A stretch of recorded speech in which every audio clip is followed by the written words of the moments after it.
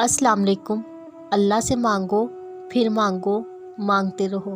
वो देगा, वही देगा, क्योंकि वो ही दे सकता है। सिर्फ अल्लाह का डर ही एक ऐसी चीज़ है जो इंसान को हर बुराई से रोक सकता है। इंसान बुरी नीयत ना रखे, अल्लाह उसे कभी रुस्वा नहीं करता। अपने रब से मांगा करो, क्योंकि ना वो ज़ात देखता है और ना औकात। इस दुनिया में सबसे ज़्यादा अमीर इंसान वो है जिसके पास सुकून है। मुसीबतों का मुकाबला सब्र से करो, नेमतों की हिफाजत शुक्र से। एक ला हासिल सी हो गई है ज़िंदगी अपनी, सफ़र भी रोज़ का है और जाना भी कहीं नहीं। हज़रत अली, किसी इंसान की मोहब्बत पाना चाहते हो तो इसको बता दो, क्योंकि ज़िंदगी मौका कम, धोखा ज़्यादा देती है। अब तुम्हारे लिए जल्दी अल्लाह की मदद आएगी इंशाअल्लाह। इंसान को बोलना सीखने में 2 साल लगते हैं, लेकिन कौन सा लफ्ज़ कहाँ बोलना है ये सीखने में पूरी ज़िंदगी गुजर जाती है।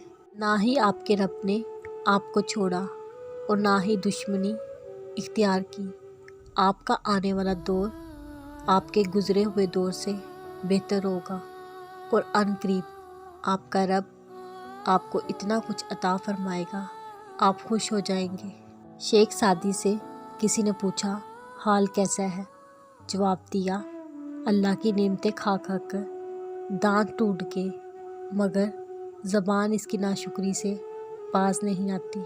जितना ज़्यादा सोचोगे उतनी ज़्यादा अज़ियत में रहोगे। या तो अपने आप को मजबूत कर लो या मसरूफ़ कर लो।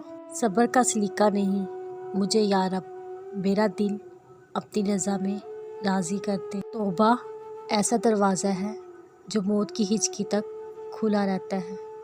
दुआ ऐसा अमल है जो तकदीर को मात दे सकती है। ज़मीर ऐसा साथी है जो हमेशा हक़ की राह दिखाता है। लोग ये भूल जाते हैं अल्लाह देख रहा है। बेशक रब खोई हुई मुस्कुराहटें वापस लाने पर कादिर है। अल्लाह की हद तोड़ने पर अल्लाह कुछ नहीं कहता, मगर वही हद आपको बेहद बेइंतहा तोड़ देती है। और फिर रब भी होता है जिससे रजू करने पर आपको जोड़ता है, और तुम रब से बढ़कर अपना किसी को नहीं पाओगे।